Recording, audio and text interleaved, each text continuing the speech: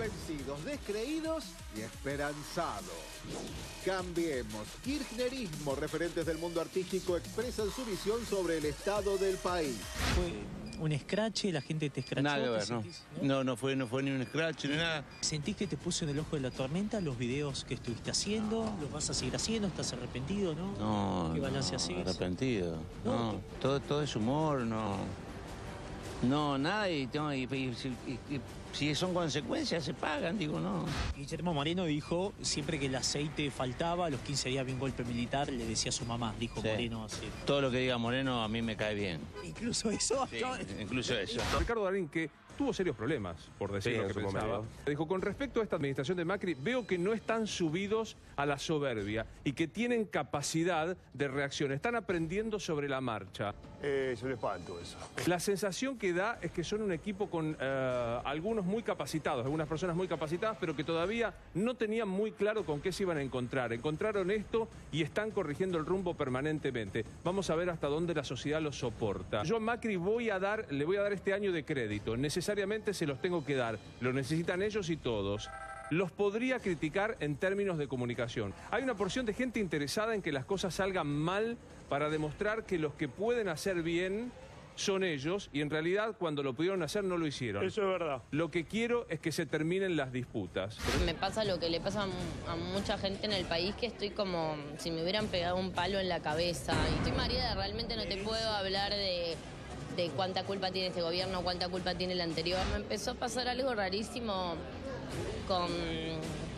con todo esto nuevo y con lo que se destapó cuando se fue el otro gobierno y con todo, que me empezó a pasar lo que me pasaba hace 10 años atrás, como tengo una especie de desinterés y desilusión ante todo lo que es la política. ¿Pero qué sentiste cuando ves los bolsos José López, ves la Rosarita, ves a Lazo? Siento lo que sentimos todos los argentinos, indignación.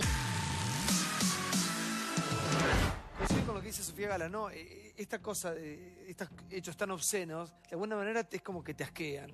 Y te hacen de alguna manera como decir, bueno, ya está. Hay cosas que no tienen solución.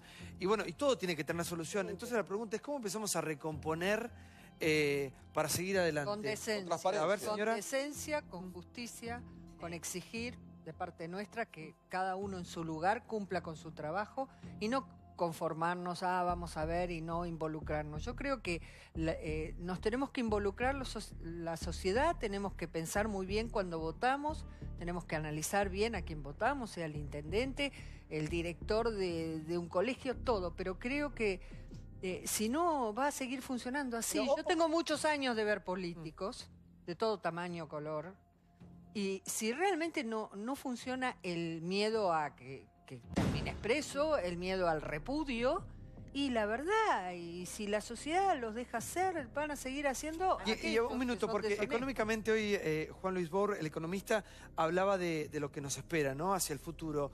Y usted citaba mucho la inflación, que es lo que vivimos todos los días.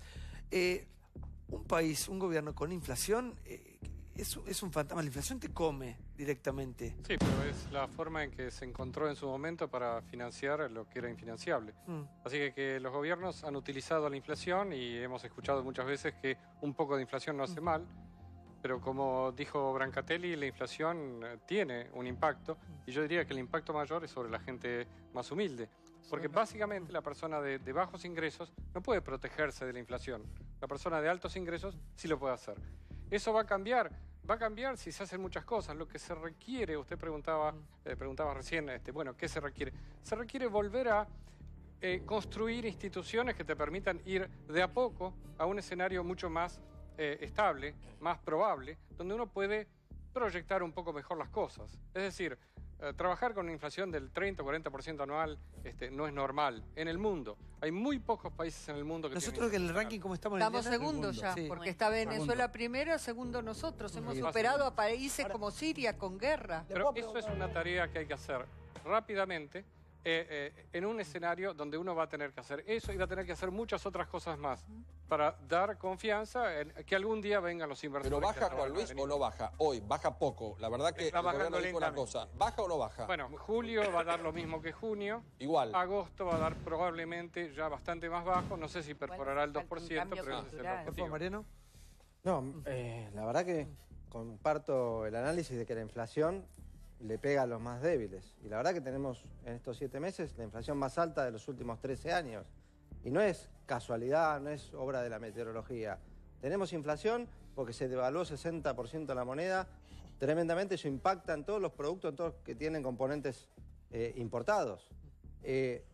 Hay inflación porque hay tarifazos, y los tarifazos impactan en los comercios que tienen que aumentar sus productos. ¿Y antes por qué había inflación? Hay inflación, y antes por distintas situaciones, pero que nosotros corregíamos, enfrentábamos primero con paritarias que superaban todos los años cualquier índice de inflación.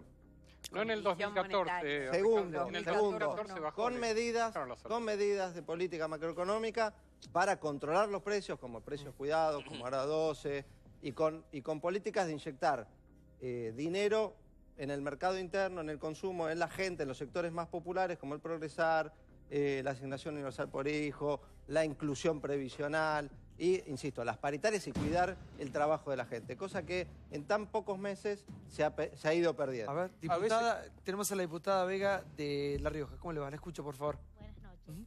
Sí, lo veo acá al doctor Recalde que habla abiertamente de lo que es la inflación, una palabra vedada por 12 años por el kirchnerismo, ¿no?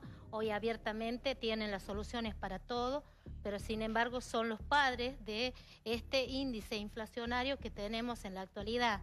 Sin duda este gobierno con 6 meses es imposible poder dar respuestas en todos los ámbitos. No anoche igual, pero... ¿no? Justamente en esta primera mitad se trató de tomar las medidas más duras y a partir del mes entre julio y agosto nosotros creemos firmemente que va a ir mermando el índice de inflación con una performance para el próximo año mucho mejor, ¿no? Para un país serio y para un digamos, porcentaje como Argentina se merece salir de ese ranking nefasto del segundo lugar. Leo, por favor. No, está muy claro. En realidad no fue un error lo que pasó con las tarifas. Empezó con el 1000%, etc. Lo que pasa es que llegaron a la conclusión, y no fue Aranguren solamente, en realidad es el chivo expiatorio, llegaron a la conclusión que todo el trabajo sucio había que hacerlo de golpe para liberar el año que viene. Si no fue Aranguren, fue Macri. El año que viene... Macri. Bueno, obviamente. Eso lo dijiste vos, yo no dije. No, pero el jefe de Aranguren es Macri. Estaban todos de acuerdo. Pero Macri no era Es decir, de alguna forma convencieron a los que tenían que hacer esto que había que hacer el trabajo sucio todo de golpe este año, porque el año que viene hay elecciones y tenés que despejar el camino. O sea, contra el hambre del pueblo. No es el hambre ni el hambre. Si no lo haces ahora, lo haces después. Si no lo haces con dosis homeopática, los tenías que hacer en forma drástica. Pero eso lo tenías que hacer igual. Lo tenías que hacer igual porque la herencia era pesada. No nos vamos a equivocar que la herencia era pesada. No inventemos nada. Ahora, lo que yo veo es, sí, va a bajar la inflación, tal cual hablábamos con Vilouta. El tema es el siguiente. ¿Cómo? Sí, se está bajando, pero porque se vende menos. Porque hay más stock y porque los precios llegaron a un punto en que no se ven. Porque baja ¿Cuál es la solución? Si nosotros tenemos, países vecinos, Uruguay, Paraguay, Bolivia, Chile, que no tienen. Estamos nosotros, Venezuela, países como Siria y países menores de África. ¿Por qué nosotros no podemos vivir como el resto, sin inflación? ¿No se puede? ¿Quién dijo que no se puede? Pero perdón, porque dice Bebo también que si bajamos la inflación, bajamos el consumo. No. Entonces, el resto de los países del mundo. Por favor. Cuando venimos a su programa, cuando ustedes nos invitan, hacemos reunión con los compañeros y charlamos qué vamos a contar, qué vamos a decirle a usted y a los televidentes y demás. Y mi opinión personal era que había que tener una actitud muy crítica con el gobierno actual. Y mis compañeros, que son jubilados, obreros, desocupados, el pobrerío, los compañeros lo que dijeron fue esperemos un poco todavía. Es como que fuera tanto el shock de ver tanta corrupción del gobierno anterior que pasándola muy mal, el ánimo popular de los más pobres es, bueno, aguantemos un poco todavía, veamos a ver qué pasa y demás. Eso es lo que me han transmitido los compañeros, porque si no, yo sería un poco más duro en lo que planteo, pero esto es el ánimo casi como haciendo de sociólogo popular, le cuento cuál es el ánimo de mis propios compañeros que estamos en 18 provincias y que entienden que todavía hay que esperar un poco más. La esperanza que pide el presidente de la Nación, el tiempo. Sí, hay ese sentimiento, estamos hablando de los más pobres, por eso hay un problema puntual. Cuando el señor dice el tema, alguien tiene que pagar el tarifazo. Nuestra compañera tesorera nacional, Rosa Pérez de Berazategui, gana 4.950 pesos de jubilación, pero la boleta de luz Santiago le vino 2.800. ¿Cómo quiere el gobierno que pague una boleta de 2.800? Es inexplicable. No, es imposible. Para que lo tenemos a Facundo. Facundo, ¿cómo te va? Facundo es auditor general de la ciudad y es el que puso un stop, un parate al aumento del subte. Sí, hoy la jueza... Contame, por favor, sí. La jueza electoral aceptó dar lugar a la cautelar que presentamos el día 24 de junio y con lo cual queda suspendida la resolución del aumento de tarifa de subte hasta que corrija la tarifa técnica. ¿Cuánto tiene que valer el subte para no ir a los 7.50 y no estar en 4.50 como ahora? Mira, ¿cuál es el valor del pasaje? La auditoría de la ciudad en el año 2013, a pedido de la legislatura, hizo un informe por sus especialistas de 400 páginas y en eso cuestionaba la tarifa técnica. ¿Por qué la cuestionaba? Porque los ítems que constituyen la tarifa técnica incluyen la depreciación del material rodante y el costo de mantenimiento. Por ejemplo, hoy la ciudad compra un vagón con los impuestos de los ciudadanos, no puede ser que la depreciación de ese vagón termine yendo en el boleto a las arcas de ¿Pero cuánto tiene que valer el pasaje? Para la auditoría tendría que estar entre un 21 y un 24% menos la tarifa. 6 y pico. Más barata. Alrededor, en un entorno de los 6 pesos. 6 pesos, no, más barata que la actual no. 6 pesos, no 7.50. Ni 4.50, ni 7.50. Sí, pero hay... Sí, Juan. No, pero en ese razonamiento significa que el capital se lo tiene que regalar todos los años la ciudad, o sea, todos los que pagamos los impuestos tenemos que regalarle el subte y regalar el capital, lo cual haría que estuviera uno beneficiando a los usuarios del subte, pero lo están haciendo los que no son usuarios del subte. A ver, Juan, tomemos el mundo como referencia. En el mundo ¿Cómo se paga. funcionan los países, digamos, del primer mundo? ¿Y cómo hacemos de alguna manera para pertenecer a un sistema que sea lo más justo posible también? Y teniendo en cuenta que hay gente que la verdad que gana muy poco y gente que le está pasando muy mal. Usted ¿Cómo tiene, se llega en muchos casos tiene algún nivel de subsidio, por ejemplo, en la construcción básicamente de los túneles, de toda la que es la infraestructura básica. Ahora, una cosa es eso, otra cosa es tener que subsidiar más allá de eso, subsidiar el material rodante, subsidiar el costo de mantenimiento cotidiano. Es decir, eso ya significa un nivel de subsidio enorme de un grupo de la población muy grande a un pequeño grupo de la población. El subsidio en la Ciudad de Buenos Aires creció desde el año 2012 de 654 millones al 2015 1.500 millones y en el 2016 2.100 millones. Lo que no está claro es un sinceramiento de estructura de costos.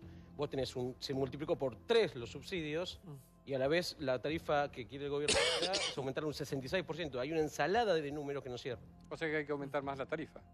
Hoy la tarifa para el gobierno de la ciudad sin subsidios sería de casi 14 pesos. Exactamente. Bueno, okay. Sin subsidios. Ahora, perdón, me quedé pensando en lo que dijo Raúl del humor social. Raúl decía, fue tal la avalancha de corrupción que le damos un crédito o algo así a Macri de, como decía Darín, un año, lo que sea. Ojo, porque el gobierno de Macri puede pensar que esto es así eternamente y no lo es. El humor social en la Argentina, más de la clase media, es muy dinámico, es muy cambiante. Y no es que está la esperanza eterna a Macri de porque, bueno, el kirchnerismo robó mucho, la gente lo va a esperar a Macri indefinidamente. El gobierno de la Ciudad de Buenos Aires publicó una estadística. Imagínate en la Ciudad de Buenos Aires lo que será Chaco, lo que será Formosa, que la mitad de los porteños ocupados ganan menos de 10.000 pesos mensuales. 10.000 pesos mensuales, la mitad. Son 750.000 personas, empleados, asalariados, profesionales. Los varones, la mitad gana menos de 12.000 y las mujeres menos de 9.500. ¿Cómo bancás un ajuste del subte, del pan, del aceite, de la leche, de la manteca, más el tarifazo ganando 10.000 pesos? Para que lo tenemos con nosotros al diputado provincial del Frente Primero de Jujuy. ¿Cómo le va? Llanos. ¿Qué tal? Muy buenas noches. Bueno, usted hizo la denuncia que adelantábamos hace un rato nada más. Lo escucho, por favor. Sí, en realidad es una denuncia desde hace 3 años. Pero cuéntenos un poquito, a ver. Sí, bueno, hay vecinos que gestionaban algunos beneficios a través de ANSES, le rechazaban las solicitudes porque ellos figuraban que tenían relación de dependencia. Ellos hacen la queja para que nosotros averiguáramos en Buenos Aires cuál era el problema, porque no podían destrabar esta situación desde hace varios meses. Habiendo hecho la averiguación, detectamos de que esta gente figuraba efectivamente como dependiente de un municipio de Jujuy, Libertador General San Martín.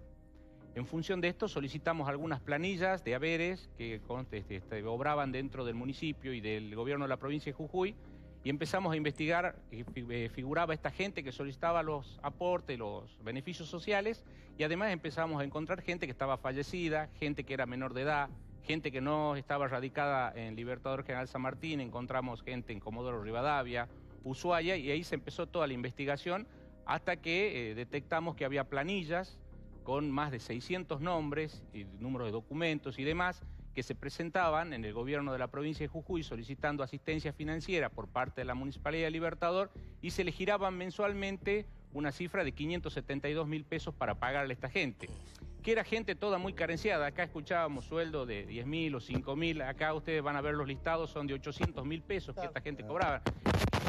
Que tenía una condición humilde, los que viven, hay gente que está fallecida, y que le hacían figurar como que cobraban. Toda esta gente, mucha de esta gente ya fue a declarar en la fiscalía, dijo que nunca cobró ningún beneficio. ¿Dónde terminó la plata? ¿En los bolsillos de quién? ¿De Ale? Bueno, retiran la plata en efectivo de la sucursal Banco Macro. ¿La suma total cuánto es? Más de 40 millones de pesos, cerca de 41 millones de pesos. ¿Cuánto tiempo? Son 72 meses que hicieron esta maniobra. Incluso esta gente figuraba como cobrando aguinaldo y otros beneficios, lo que da esta cifra total. Hay una denuncia también en el juzgado federal a cargo del doctor Poviña en San Salvador de Jujuy, porque tenemos testimoniales también de gente que trabajó como choferes y demás, en donde esta plata, una vez retirada del banco, iba en vehículos hasta la frontera argentino-boliviana, en donde se cambiaban los pesos por dólares, y estos dólares salían vía Perú. ¿La plata se la quedaba el exintendente, Ale? Sí, una organización en donde él era la cabeza visible, ¿no? ¿Y usted cómo sabe? Usted tiene una investigación que la plata cruzaba Bolivia, compraban dólares y terminaban en Perú. ¿Cómo llegaron a esa conclusión? Primero por gente que empieza... Libertador es una ciudad de 50.000 habitantes. ¿Sí? El que tiene una novia, un amigo, empieza a contar en qué trabaja, cómo trabaja, no empieza a llamar la atención. Empiezan a sindicarnos quién era la persona que después llevaba a Perú estos dólares. Empezamos a averiguar, tiene salidas al extranjero, muchas salidas. Todos los años nos llamó la atención y siempre al mismo lugar. No, un allegado del intendente, que incluso aparece en una de las fotos que se publican. Era muy cercano al intendente, él era el que hacía toda esta operación. Nosotros hicimos la denuncia por lavado de activos y demás, pero esta imputación que tiene el intendente es porque la Fiscalía encuentra elementos suficientes, porque ha corroborado el fallecimiento de esta gente, han ido los deudos de los familiares a declarar y le imputa el delito. Es la cuarta imputación que tiene el intendente. Mariano Recalde es un tipo joven. ¿Cómo hacer la política para limpiarse tanta corrupción?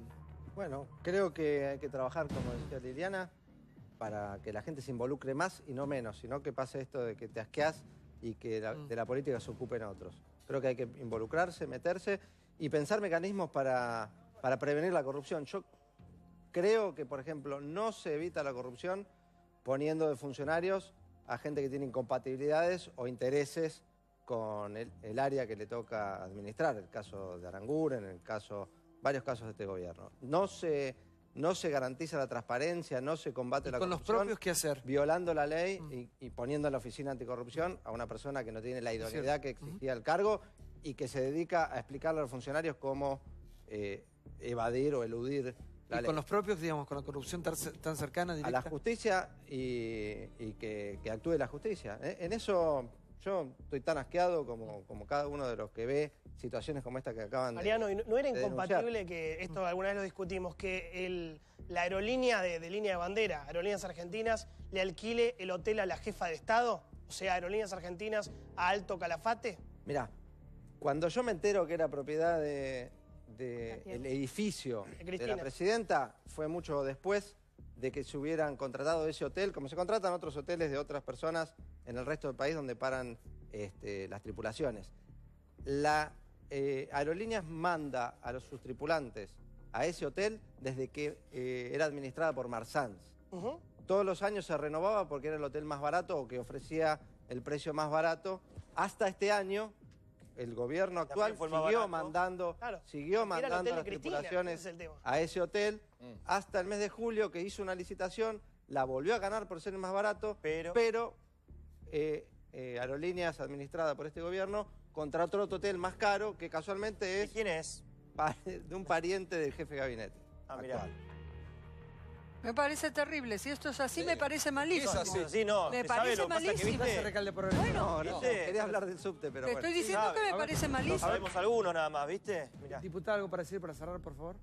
Sí, con respecto a lo que planteaba él y el padre respecto de lo que es el kirchnerismo y de que solo son algunos corruptos, en realidad fue una sistemática del gobierno kirchnerista que sirvió para mantener, por ejemplo, en el noroeste argentino, gobiernos feudales que hoy todavía los estamos padeciendo, por ejemplo, en mi provincia. Y junto con ello, la justicia con la cual nosotros no podemos avanzar. Yo estoy convencida de que en cada una de esas provincias hay situaciones similares u otras que tienen que ver con la obra pública y que no pudimos hacer las denuncias y que no siguen la vía correspondiente por la que tanto la justicia ordinaria como la justicia federal responden al gobernador de la provincia. Sí, 10 segundos para lo del subte Recalde que le quedó en No, el me quedé con el tema ese. La verdad es que estamos muy preocupados. Por suerte, hoy la justicia frenó otro tarifazo más para los porteños. Lo frenó porque había irregularidades en la forma en la que se decidió el aumento. Pero la verdad es que el aumento es malo por dos razones. Primero, porque impacta en el bolsillo de los trabajadores, acumula más gastos a los que ya se suman con el tarifazo. Y segundo, porque la Ciudad de Buenos Aires decidió abandonar el subte y priorizar el colectivo y que la gente viaje cada vez menos en subte. Porque esta es la consecuencia que va a tener el aumento. 44.000 personas por día van a dejar de usar el subte por ser más caro que el colectivo. Gracias, Recalde, por estar. Gracias, diputada. Enseguida tenemos un cierre con lo que pasa en